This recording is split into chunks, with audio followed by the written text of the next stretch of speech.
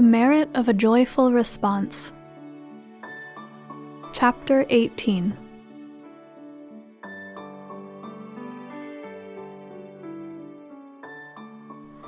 At that time, Maitreya Bodhisattva Mahasattva said to the Buddha, "World-honored one, if good men or good women hear this Dharma flower Sūtra and respond with joy, how many blessings will they attain?" Then he spoke in verse. After the world-honored one's parinirvana, should there be people who hear this sutra and respond with joy, how many blessings will they attain? The Buddha then said to Maitreya Bodhisattva Mahasattva, "Ajita, after the Tathagata's parinirvana, suppose a bhikshu, bhikshuni, upasaka, upasika, or any person with wisdom, young or old, hears this sutra and responds with joy. Suppose that person leaves the Dharma assembly and goes to another place, whether it be a monastery, a secluded place, a city, a street, a town, a village, or a field, and expounds this sutra to the best of their ability to their parents, relatives, good friends, and acquaintances.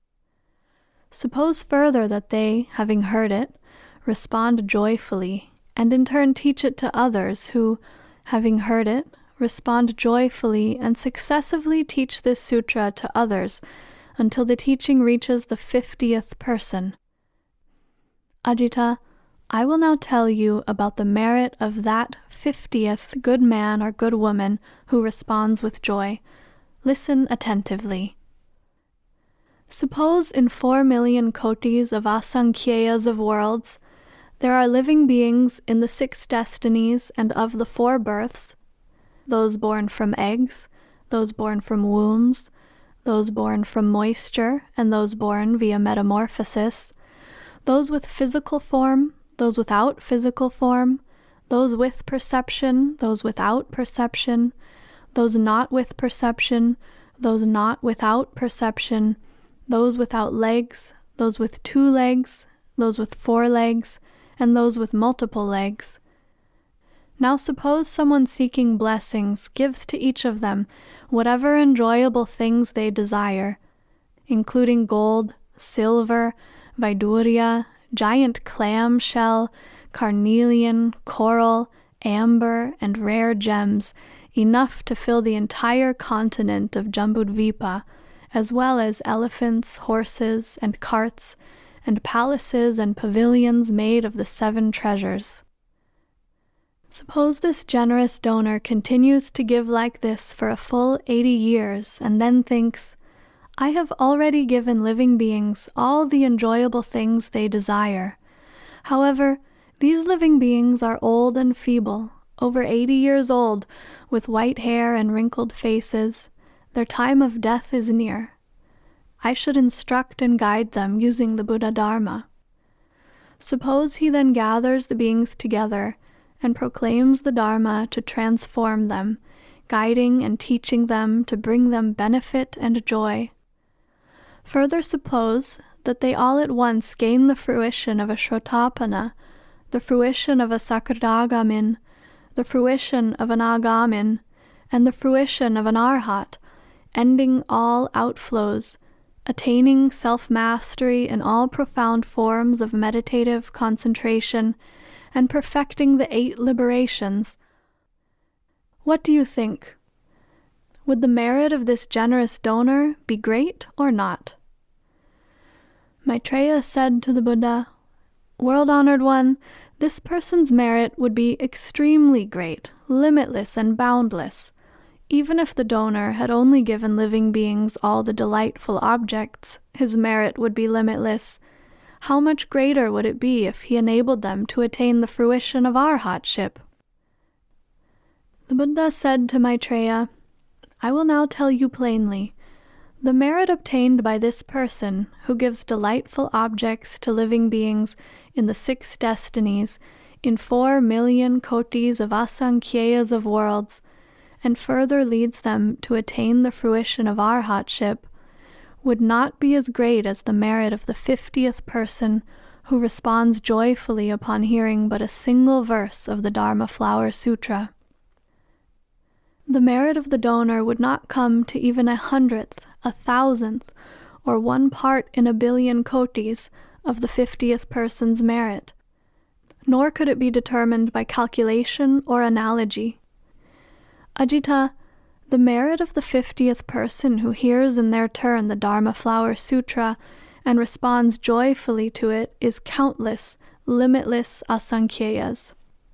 How much more is the merit of the first person to hear it in the assembly and respond with joy?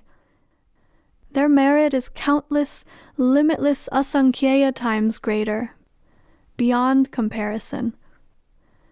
Furthermore, Ajita, if people, for the sake of this sutra, go to a monastery and, whether sitting or standing, hear it and accept it for but an instant, by virtue of the merit they accrue, in their next rebirths they will acquire the finest elephants, horses, carts, and carriages decorated with precious treasures, and may even ride in heavenly palaces.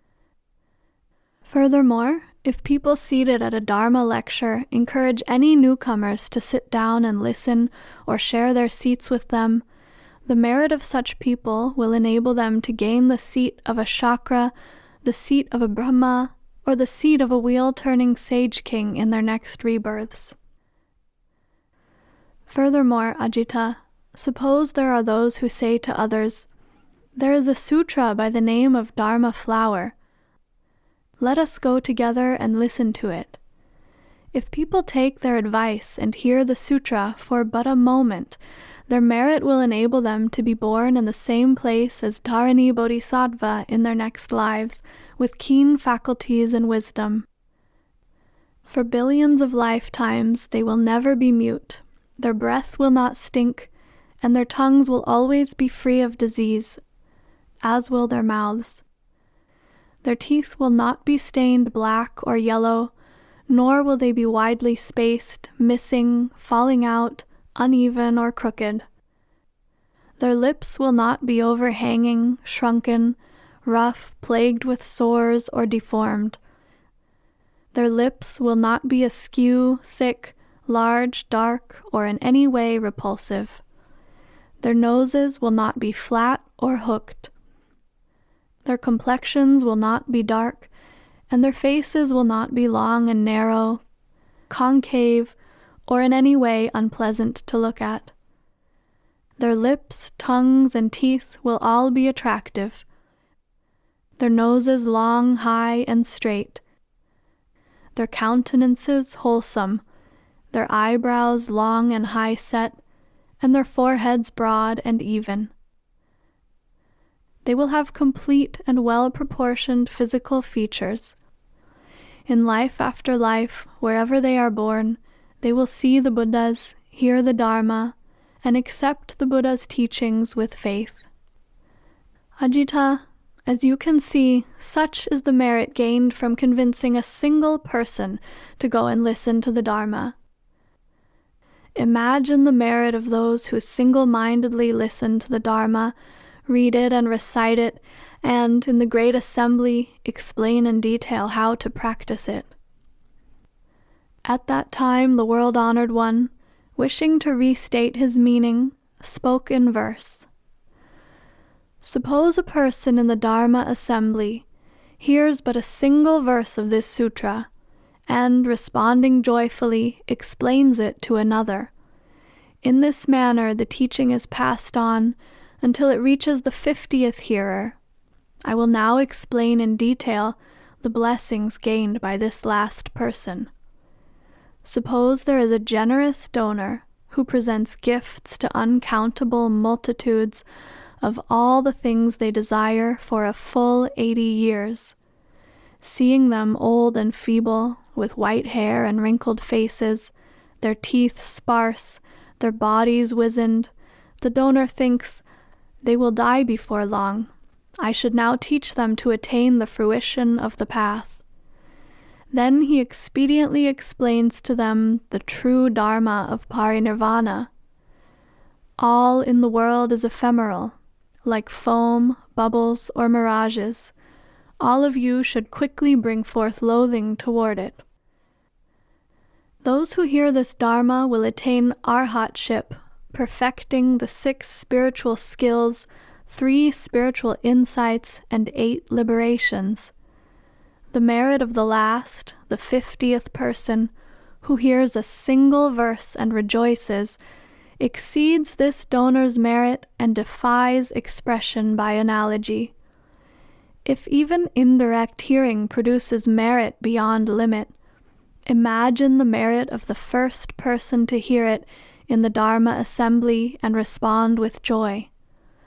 Suppose some people encourage and bring another person to listen to the Dharma flower, saying, "This sutra is profound and wonderful, difficult to encounter in tens of millions of eons."